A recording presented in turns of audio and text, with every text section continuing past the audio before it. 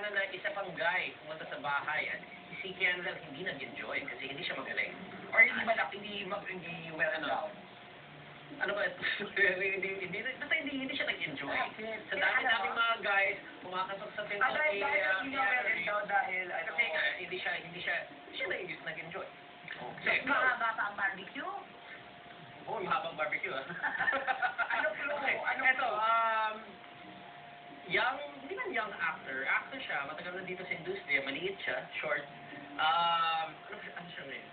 EBS ba yun? Well, tapos to yung show May sister siya dito sa showbiz din na sikat na sikatan. Parang child star sila. Dapat siya the next Aga Mula kung bata siya. Sinasabi nila.